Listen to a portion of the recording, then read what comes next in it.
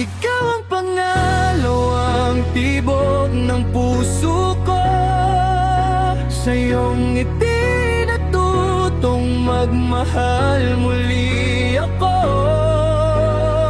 Kahit hindi ko pa alam kung saan. Tahimik ang gabi sa loob ng maliit na kwarto ni Grigor. Nakaupo siya sa gilid ng kama.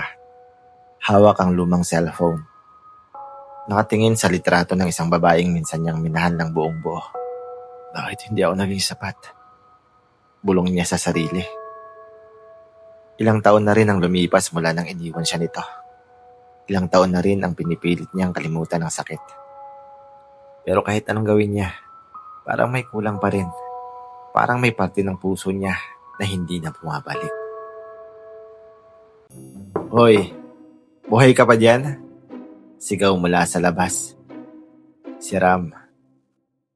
Walang ibang mas makulit at mas makapal ang mukha kundi ang kaibigan niyang ito. Pumasok ka, sagot ni Grigor. Walang gana. Pagbukas ng pinto, agad pumasok si Ram na may dalang pagkain.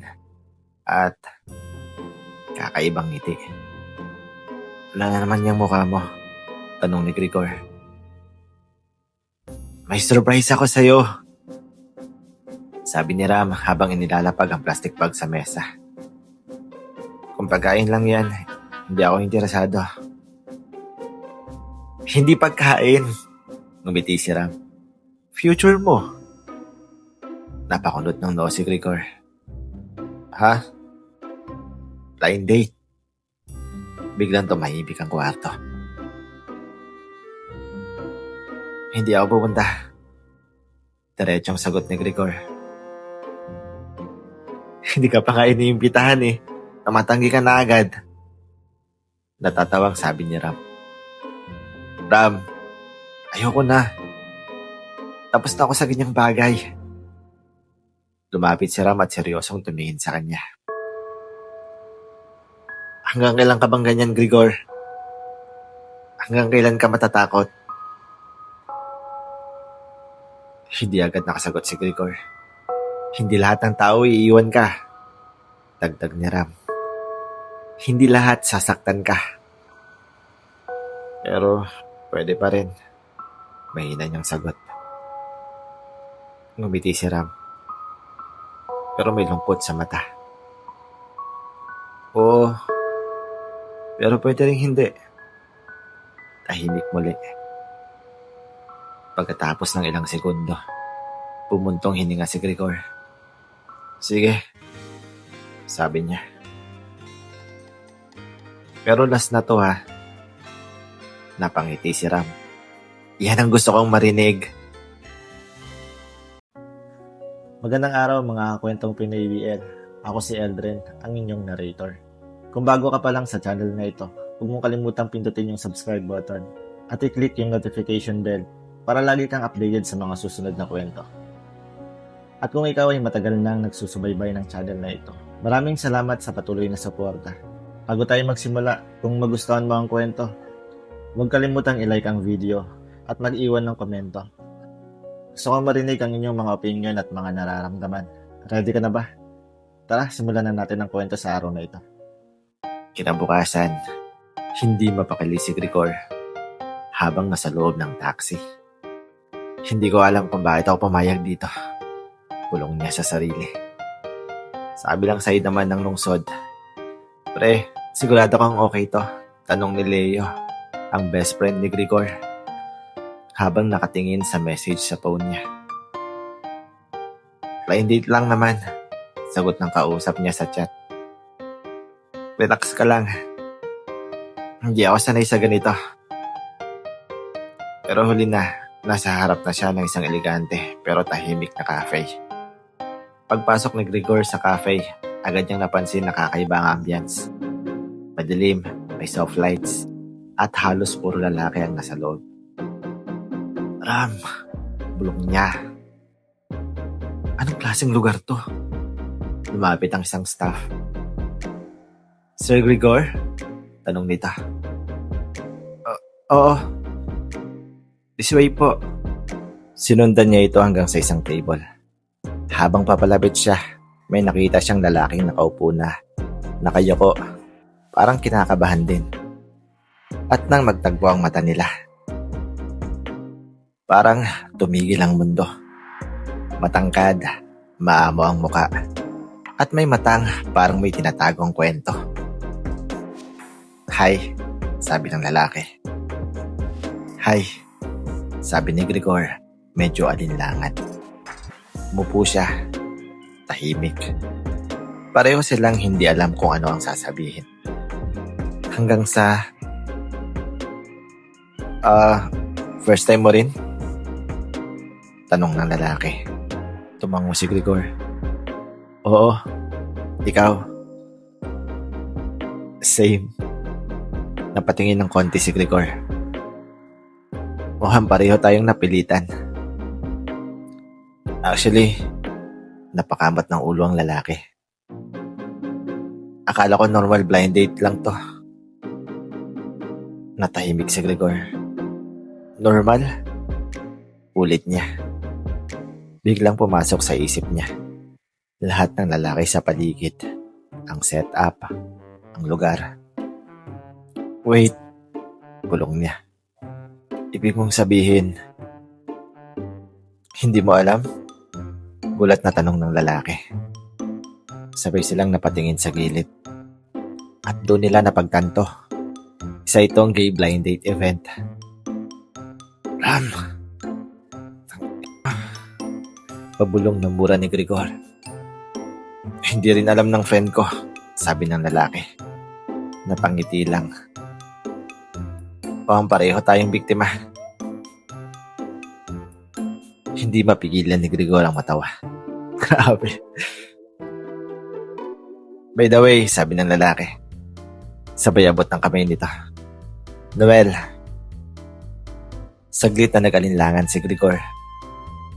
Pero tinanggap niya rin ang kamay nito. Gregor, pagdikit ng palad nila, may kakaibang kuryente. Isang pakiramdam na hindi may paliwanag. Agad niyang binawi ang kamay niya. Anong yun? Habang tumatagal ang usapan, unti-unting nawawala ang ilang. Straight ka? Diretsong tanong ni Noel.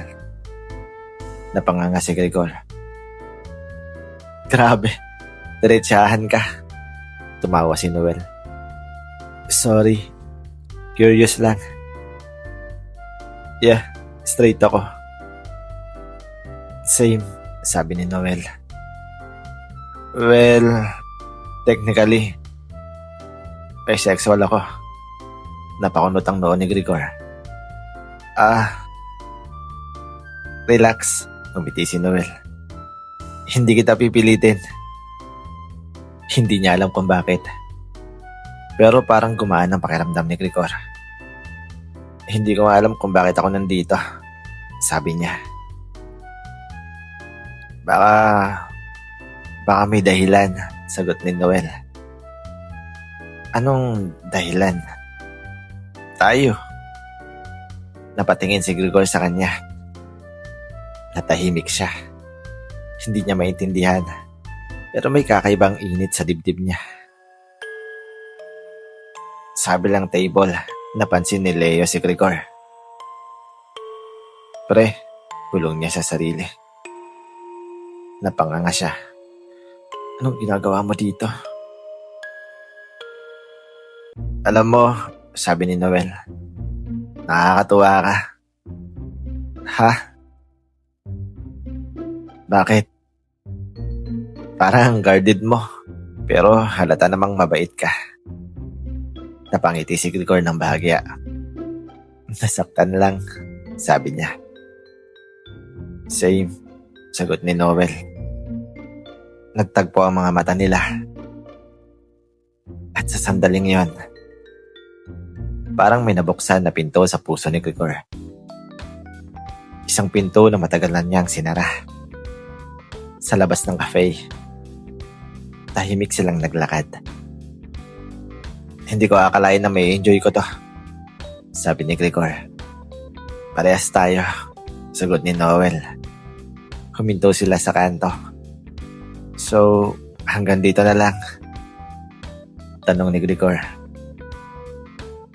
Ngumiti si Noel. Pwede naman nating ulitin, sabi niya. Napatingin si Grigor sa kanya. At sa unang pagkakataon, matapos ang maraming taon, hindi siya natakot. Ngumiti siya. Sige. Kinabukasan matapos ang hindi inaasahang blind date. Iba ang pakiramdam ni Grigor. Hindi niya maipaliwanag. Habang nagtitimpla siya ng kape, paulit-ulit sa isip niya ang mukha ni Noel. Yung mga mata nitong parang may gustong sabihin. At yung ngiti na parang pamilyar kahit ngayon lang sila nagkakilala. Delikado to. Bulong niya sa sarili. Napatingin siya sa phone. Unknown number. Good morning, Noel. Biglang bumilis ang tibok ng puso niya. Bakit may number ako sa kanya? Tanong niya, pero alam niya ang sagot. Si Ram. Ram! Sigaw niya. Sa kabilang linya, tumatawa si Ram. Relax ka lang. Hindi naman kita binebenta. Binigay ko lang yung number mo. Bakit? Kasi nakita ko kung paano kang umiti kagabi. Natahimik si Grigor. Hindi niya napansin yon. Tagal kitang hindi nakitang ganon. Dagdag ni Ram. Mas seryoso na. Kahit nung kayo pa ng ex mo. Napaupo si Grigor. Ram, hindi pwede to. Bakit? Lalaki siya. So? Straight ako. Sigurado ka? Parang may kumurot sa dibdib ni Grigor. Hindi siya nakasagot. Habang nag-iisip siya, muling tumunog ang phone niya. Sorry kung bigla ako nag-text. Gusto ko lang namang malaman kung okay ka. Noel. Napangiti si Grigor. Kahit pinipigilan niya. Nag-type siya. Okay lang. Ikaw? Agad ang reply. Basta okay ako ngayon. Grabe. Napailing si Grigor. Pero hindi mawala ang ngiti. Lumipas ang mga araw. At halos araw-araw silang magkausap. Simpleng kamustahan. Random na kwentuhan. Minsan, nonsense. Pero sa bawat mensahe, parang may unti-unting binubuo sa loob ni Grigor. Isang hapon nagaya si Noel. Coffee tayo. Napaisip si Grigor. Friendly lang naman. Sabi ni Noel. Walang pressure. Huminga ng malalim si Grigor. Sige. Pagdating niya sa cafe, nauna na si Noel. At tulad ng dati, parang may sariling ilaw ang presensya nito. Hi, nakangiting bati ni Noel. Hi, sagot ni Grigor. Umupo siya. At muli, nagsimula ang kwentuhan. Mas natural na ngayon, mas komportable, mas masaya. Alam mo, sabi ni Noel habang nakatingin sa kanya, iba ka. Bakit? Hindi ka nagpapanggap. Napangiti si Grigor. Ikaw rin naman. Pero ako, sanay na ako sa ganito. Sa pagkalito ng mga taong nakikilala ko. Natahimik si Grigor. Tinatakot ka ba? Tanong ni Noel. Mahinahon. Hindi. Sagot ni Grigor. Nalilito lang ako. Okay lang yun. Tumango si Grigor. At sa sandaling yun, hindi siya natakot aminin. Habang naglalakad sila pa uwi, may nakita silang babae na biglang lumapit kay Noel. Noel! Masayang bati nito. Hey, sagot niya, sabay ngiti. Miss you, sabi ng babae. Sabay yakap. Napahinto si Gregor. Hindi niya alam kung bakit. Pero may kumirot sa dibdib niya. Friend ko, paliwanag ni Noel. Tumango si Gregor. Okay. Pero hindi pa rin mawala ang pakiramdam. Selos ba to? Pagka-uwi niya, hindi siya mapakali. Hindi ito pwede. Bulong niya. Hindi ako ganito. Pero kahit anong pilit niya, hindi mawala sa isip niya si Noel. Kinabukasan, nakita sila ulit. At habang nag-uusap, napansin ni Noel ang kakaibang tahimik ni Gregor. Okay ka lang? Tanong niya. Yeah. Sigurado? Hindi sumagot si Gregor. Selos ka ba? Biglang tanong ni Noel. Napatingin si Gregor sa kanya.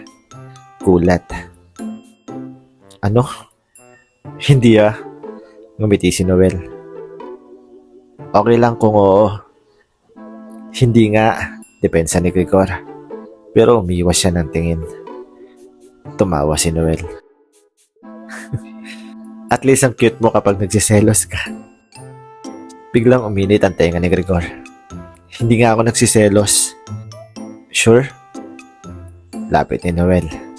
Pabiro pero may laman ang tingin. Napatras si Gregor. Pero hindi niya maitanggi. Bumilis ang tibok ng puso niya. Sa kabilang banda, nakatingin si Leo sa kanila mula sa malayo. Hindi ito maganda. Bulong niya. Habang pauwi si Gregor, muling bumalik ang tanong sa isip niya.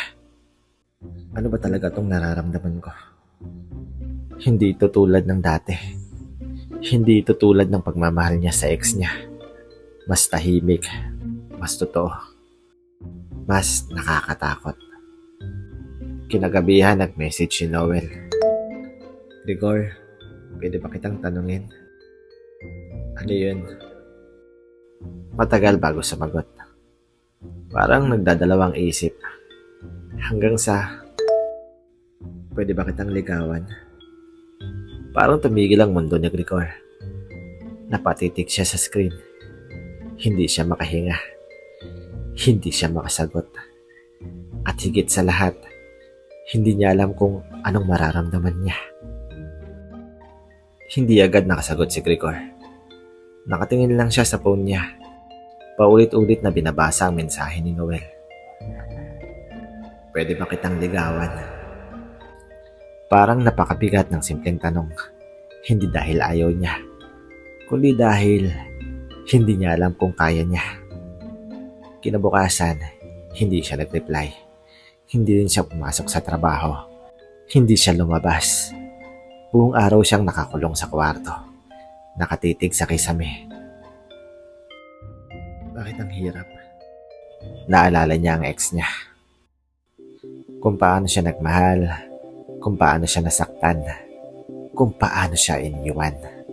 At ngayon, may isang taong gustong pumasok ulit sa buhay niya. Pero ibang-iba, mas komplikado, mas hindi niya maintindihan. Gregor, alam kong nandyan ka. Boses ni Ram mula sa labas. Tahimik. Kung hindi mo ito bubuksan, sisirain ko tong pinto mo. Napabuntong hininga si Gregor. Drama mo. Sabi niya habang binubuksan ang pinto.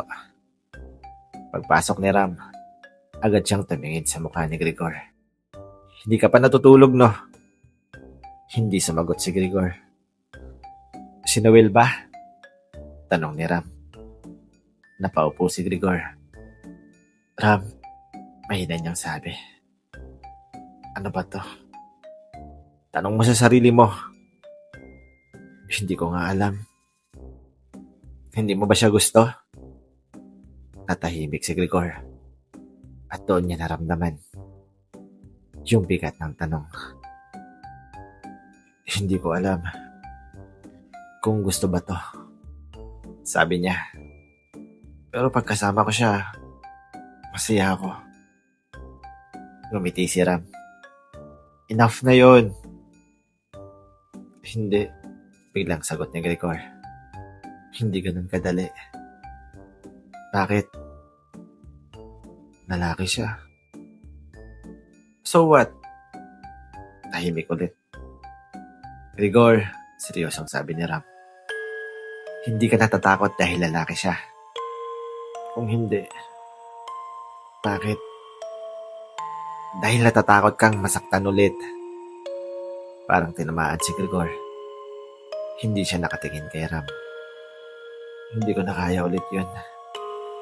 Pulong niya. Lumapit si Ram at umupo sa tabi niya. Hindi mo malalaman kung hindi mo susubukan. Samantala, sa kabilang parte ng lungsod, tahimik na nakaupo si Noel sa cafe.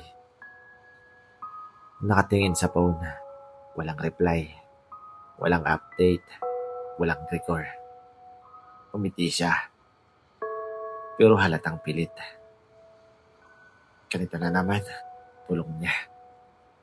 Lumipas ang 2 araw. Wala pa rin paramdam si Gregor. Hanggang sa isang gabi, naglakas loob si Noel. Tinawagan niya ito. Nagring.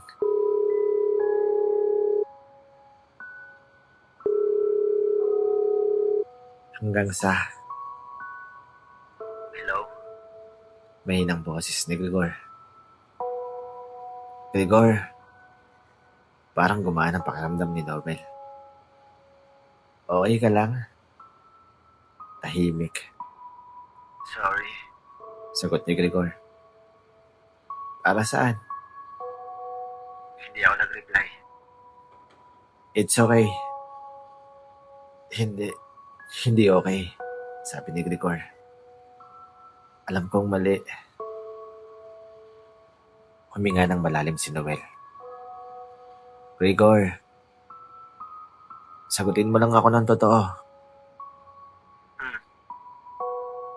May chance ba ako?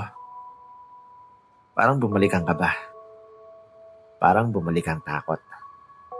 Hindi ko alam. Sagot ni Gregor. Tahimik ang kabilang linya. Pero hindi galit. Hindi pilit. Okay, sabi ni Noel. At least honest ka. Noel? Yeah? Pwede ba bigyan mo muna ako ng time? Ngumiti si Noel kahit hindi siya nakikita. Take all the time you need. Kinabukasan, pumasok si Gregor sa trabaho. Pero may kakaiba. May mga matang nakatingin sa kanya. At nang lingunin niya, nakita niya si Leo, ang best friend niya. Nakatingin, pero hindi tulad ng dati. Parang may galit. Leo, tawag niya. Hindi ito sumagot. Lumapit siya. Anong problema? Anong ginawa mo? Diretsong tanong ni Leo. Ha?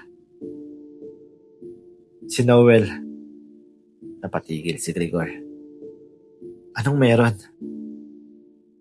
Hindi ka bagay sa kanya. Biglang nanlamig ang pakiramdam ni Gregor. Excuse me. Hindi mo siya kayang mahalin, dagdag ni Leo. Sasaktan mo lang siya. Ano mo nasabi? Ano mo nasabi? Tingnan mo ang sarili mo, sabi ni Leo. Hindi mo nga alam kung anong nararamdaman mo. Leo, alam mo bang matagal na siyang nasasaktan? Napakanood ng noo si Gregor. Anong ibig mong sabihin? Anong ibig mong sabihin? Natahimik si Leo. Parang nagdadalawang isip. Pero sa huli, sinabi rin niya. Matagal ka nang kilala ni Noel. Nabigla si Gregor. Ha? Hindi lang sa blind date nagsimula to, dagdag ni Leo. Matagal ka na niyang napapansin. Parang may bumagsak sa dibdib ni Gregor. Hindi mo lang siya napapansin noon, sabi ni Leo. Pero siya, matagal ka na niyang gusto. Tahimik si Grigor. Hindi siya makapaniwala. Bakit? Hindi niya sinabi. Dahil masaya ka noon, sagot ni Leo. At ayaw kanyang guluhin. Biglang bumalik ang lahat sa isip ni Grigor. Yung mga pagkakataong may nakatingin sa kanya. Yung pakiramdam na parang may nagmamasid. Yung kakaibang koneksyon na parang hindi bago. Ngayon, sabi ni Leo, kung hindi mo siya kayang mahalin, lumayo ka na. Hindi makagalaw si Grigor. Hindi makapagsalita. At sa unang pagkakataon, hindi lang sarili niya ang iniisip niya, kundi si Noel. Kinagabihan, nakatayo si Grigor sa labas ng cafe kung saan sila unang nakita. Nakatingin sa loob, kinakabahan, natatakot. Pero may desisyon na. Huminga siya ng malalim at pumasok. Pagpasok niya, nakita niya si Noel. Nakaupo, mag-isa. At nang magtagpo ang mga mata nila, parang bumalik ang lahat. Pero mas mabigat, mas totoo. Grigor, may hindan nitong sabi. Lumapit siya. Pwede ba tayong mag-usap? Tahimik ang cafe. Parang lahat ng ingay sa paligid ay nawala. Nang magkatapat sina Grigor at Noel, parehong kinakabahan. Parehong may gustong sabihin, pero walang gustong maunang masaktan. Umupo ka, may nagsabi ni Noel. Umupo si Grigor sa harap niya. Hindi agad siya makatingin. Hindi niya alam kung saan magsisimula. Hanggang sa... Alam ko na, bigla niyang sabi. Napatingin si Noel. Yung tungkol sa'yo, dagdag ni Grigor. Matagal mo na pala akong kilala. Sandaling natahimik si Noel. Tapos marahan siyang ngumiti. Sinabi ni Leo. Tumango si Grigor. Bakit hindi mo sinabi sa akin? Huminga ng malalim si Noel. Dahil hindi naman kailangan. Hindi kailangan, ulit ni Grigor. Nagkukuluhan. Oo, sagot niya. Masaya ka nun. May mahal ka. At ayaw ko maging dahilan para magulo ka. Natahimik si Grigor. Hindi niya alam kung anong mararamdaman. Pero ngayon, sabi ni Noel, sabay tingin sa kanya. Nandito ka. At sa tingin pa lang na iyon, ramdam ni Grigor ang lahat ng hindi nasabi. Yung paghihintay, yung pagtitimpi, yung tahimik na pagmamahal. Noel, may hina niyang sabi. Natatakot ako. Hindi na siya nagpaligoy-ligoy. Hindi na siya nagtago. Ngumiti si Noel. Hindi masaya pero totoo. Alam ko. Hindi ko alam kung ano to. Dagdag ni Grigor. Hindi ko alam kung bakit pagkasama kita. Iba yung pakiramdam. Grigor. Pero hindi rin ako sigurado kung kaya kong mahalin ka sa paraan na gusto mo. Tumahimik si Noel. Hindi siya nagsalita. Hindi siya gumalaw. Parang hinihintay lang niya ang susunod na sasabihin ni Grigor. Masaya ako pagkasama kita, patuloy ni Grigor. Pero natatakot akong baka masaktan lang kita. Dahan-dahang tumango si Noel. At least honest ka, sabi niya. Hindi kita gustong saktan, dagdag ni Grigor. Halos pabulong. Pero mas masasaktan ako. Diretsong sagot ni Noel. Parang tumigil ang mundo.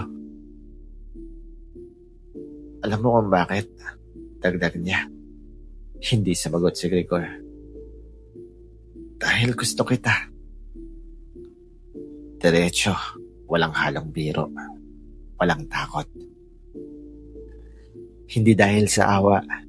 Hindi dahil sa curiosity, sabi ni Noel. Kundi dahil ikaw yan.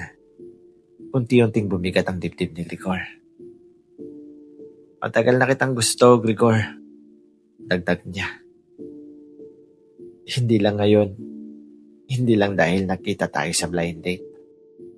Napapikit si Grigor. Hindi niya kaya ang bigat ng bawat salita. Pero hindi kita pipilitin, sabi ni Noel. Pagdilat ni Grigor, nakita niya ang kakaibang lungkot sa mga mata nito. Kung hindi mo pa kaya, okay lang, dagdag niya. Noel, hindi ko kailangan ng sagot ngayon. Ngumiti siya ng bahagya. Pero kailangan ko ng respeto sa nararamdaman ko. Tumango si Grigor. Kung hindi ka pa sigurado, sabi ni Noel, mas mabuti siguro na dito muna tayo huminto. Parang may sumaksak sa puso ni Grigor. Huminto? Hindi dahil ayoko, sagot ni Noel, kundi dahil ayokong ipilit ang sarili ko sa taong hindi pa handa. Tahimik. Masakit. Pero may katotohanan. Pwede ba kitang yakapin? Biglang tanong ni Grigor. Nagulat si Noel. Pero tumango siya. Dahan-dahang lumapit si Grigor at niyakap siya. Mahigpit. Parang ayaw bumitaw. At sa unang pagkakataon, si Grigor ang unang kumapit. Pasensya ka na, pulong niya. Huwag ka mag-sorry, sagot ni Noel. Hindi mo kasalanan. Pero, Grigor, putol niya. Hindi mali ang hindi pagiging handa. Unti-unting bumitaw si Grigor at sa paglayo niya, mas lalo niyang naramdaman ang bigat. Mag-iingat ka, sabi ni Noel. Ikaw rin. At doon, natapos ang gabi na hindi nila malilimutan. Sa labas ng cafe, naglalakad si Grigor. Mag-isa, tahimik, pero magulo ang isip. Bakit ang sakit? Bulong niya. Hindi naman sila. Hindi pa. Pero bakit parang nawalan siya ng isang bagay na mahalaga? Sabi lang banda, si Noel ay nakaupo pa rin sa cafe. Mag-isa, nakatingin sa upuan kung saan kanina lang ay naroon si Grigor. Ngumiti siya, pero may kasamang luha. Ang hirap pala, bulong niya. Kinabukasan, hindi na nagparamdam si Noel. Walang message, walang tawag, walang kahit ano. At doon, mas lalo siyang hinanap ng puso ni Grigor. Ram, sabi niya habang nakaupo sila. Oh, namimiss ko siya. Ngumiti si Ram. Late ka na. Natahimik si Grigor. At doon niya unti-unting naintindihan. Hindi lang ito saya. Hindi lang ito kuryosidad. Hindi lang ito takot. Ito ay pagmamahal na nagsisimula pa lamang. 3 araw. 3 araw na walang balita kay Noel. Para kay Grigor, parang 3 taon na. Hindi siya mapakali. Sa trabaho, lutang siya. Sa bahay, tahimik siya. Sa gabi, hindi makatulog. Paulit-ulit sa isip niya ang mga huling sinabi ni Noel. Kung hindi ka sigurado, mas mabuti siguro na dito muna tayo huminto. At ngayon, naramdaman niya ang kawalan. Hindi ko na kaya. Bulong niya isang gabi. Napaupo siya sa kama. Hawak ang phone niya. Ilang beses niyang tinype ang pangalan ni Noel. Ilang beses rin niyang pinigilan ang sarili niyang mag-message. Paano kung ayaw na niya? Paano kung nakapag-move on na siya? Paano kung huli na ang lahat? Kung huli na, kasalanan mo na yon. Napatingin siya sa pinto. Nandoon si Ram, nakasandal, nakatingin sa kanya. Ram, hanggang kailan ka maghihintay? Tanong nito. Hanggang mawala na siya ng tuluyan? Napatahimik si Grigor. Hindi siya tulad mo, dagdag ni Ram. Hindi siya tumatakbo papalayo. Pero hindi rin siya maghihintay habang buhay. Natakot ako. Mahina niyang sabi. Alam ko. Pero ngayon, tumingala si Grigor. Mas natatakot ako mawala siya. Umiti si Ram. Yan na yun. Ha? Yan na yung gusto mo. Parang may biglang nag-click sa isip ni Grigor. Lahat ng alaala. Yung unang pagkakita nila. Yung mga tawanan. Yung simpleng usapan. Yung selos. Yung sakit nung umalis siya. At yung pakiramdam na hindi kompleto ang araw niya kapag wala si Noel. Ram, bigla niyang sabi. Oh, gusto ko siyang hanapin. Ngumiti si Ram. Finally. Kinabukasan, agad pumunta si Grigor sa cafe. Yung lugar kung saan nagsimula ang lahat. Pagpasok niya, agad niyang hinanap si Noel. Pero wala ito. Sir, may hinahanap po ba kayo? Tanong ng staff. Yung madalas na nandito, si Noel. Ngumiti ang staff. Si Sir Noel po. Hindi pa po siya pumupunta ulit. Parang may kumurot sa dibdib ni Grigor. Saan ko siya pwedeng mahanap? Lumabas siya ng cafe, naglalakad ng walang direksyon. Hanggang sa naalala niya. Yung lugar na minsang kinuwento ni Noel, kung saan siya pumupunta kapag gusto niyang mapag-isa. Isang maliit na park, tahimik, presko ang hangin, at sa gitna nito, isang pamilyar na likod. Noel, mahina pero malinaw. Unti-unting lumingon ng lalaki. At nang magtagpo ang mga mata nila, bumalik ang lahat. Pero mas malinaw, mas totoo. Grigor! Ulat na sabi ni Noel. Lumapit siya.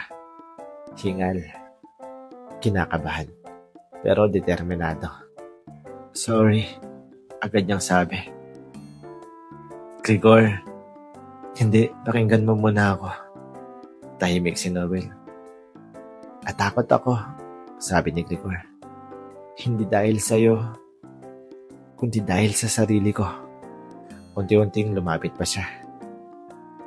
Hindi ko maintindihan yung pakiramdam ko. Hindi ko matanggap na kaya kong maramdaman to sa isang lalaki. Hindi umiimik si Noel. Nakikinig lang siya. Pero nang nawala ka, dagdag ni Grigor, doon ko na-realize. Napahinto siya. Huminga ng malalim. At hindi ko na kayang mawala ka. Tahimik ang paligid. Parang pati hangin, nakikinig. Hindi ko pa rin alam kung paano to, sabi ni Grigor. Hindi ko pa rin alam kung anong mangyayari.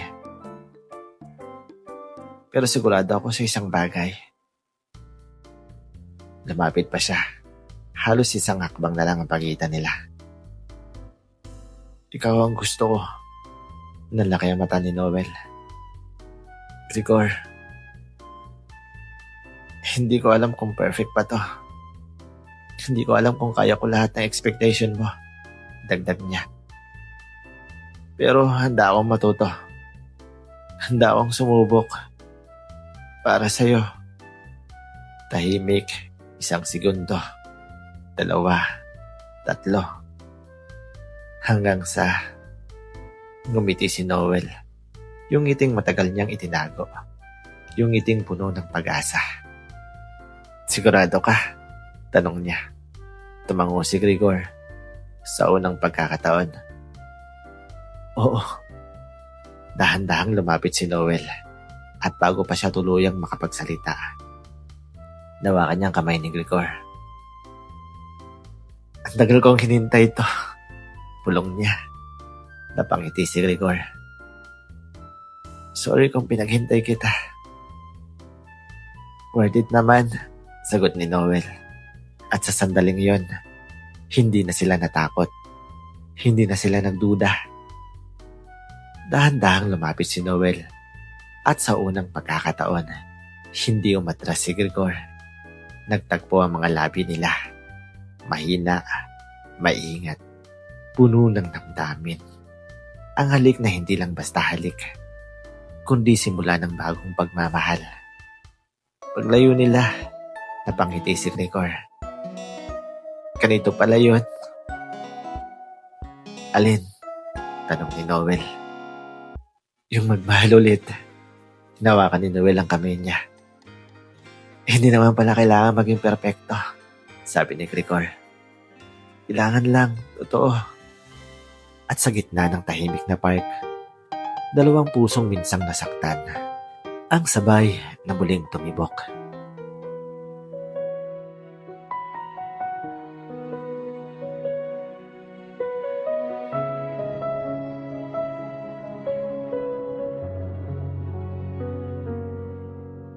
Akala ko tapos na ang lahat. Puso ko'y pagod na sa sugat. Isinara ko na ang bawat pinto. Ayoko nang umasa, ayoko nang magulo. Ngunit isang ngiti ang dumating. Hindi ko inaasahang mangyayari. Sa gitna ng takot at pagdududa, may liwanag na unti-unting sumisinta.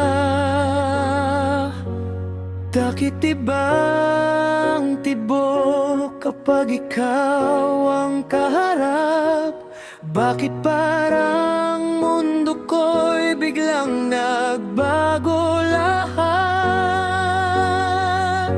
Ikaw ang pangalawang tibok ng puso ko. Sa iyong ngiti natutong magmahal muli ako. Kahit hindi ko pa alam kung saan ito patungo, basta't ikaw ang kasama, hindi na ako matatakot. Hawak ang kamay mo, dahan-dahang susubok sa pag-ibig na minsan kong inisip na tapos. Kung ito man ay mali, sana'y mali na habang buhay. Dahil sa piling mo, natagpuan ko nga paubay. Hindi ko akalaing darating ang araw na ang puso ko'y muling matataw. Sa bawat tingin mong may pag-aalala, unti-unting nabubuo ang pag-asa.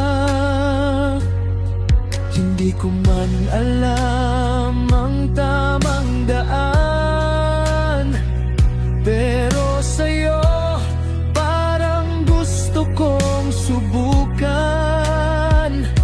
Kahit magulo, kahit di sigurado, basta't ikaw, hindi ako susuko.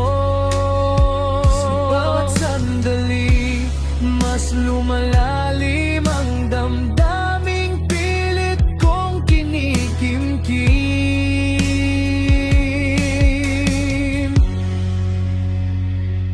Ikaw ang pangalawang tibok ng puso ko. Sa iyong ngiti natutong magmahal muli ako. Kahit hindi ko pa alam kung saan ito patungo, basta't ikaw ang kasama, hindi na ako matatakot.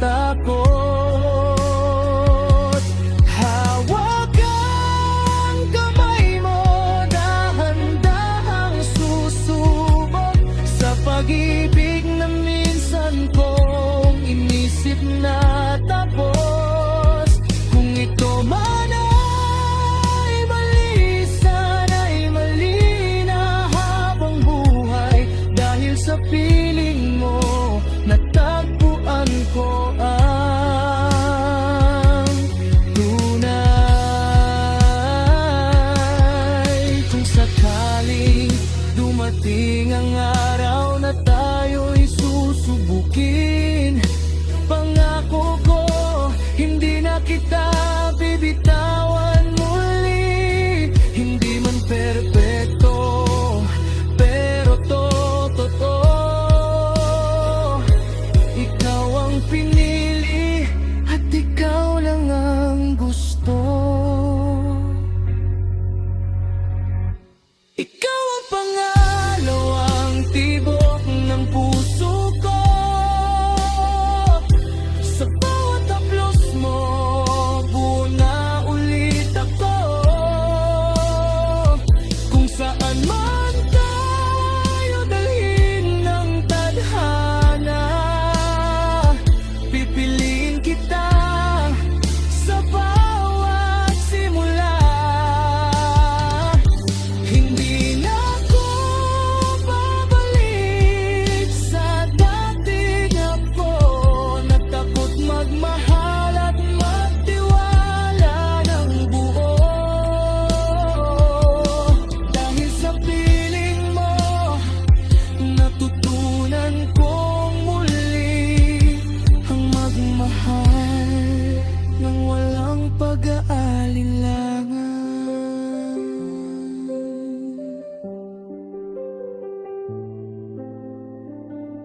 Ikaw ang pangalawang tibok na naging unang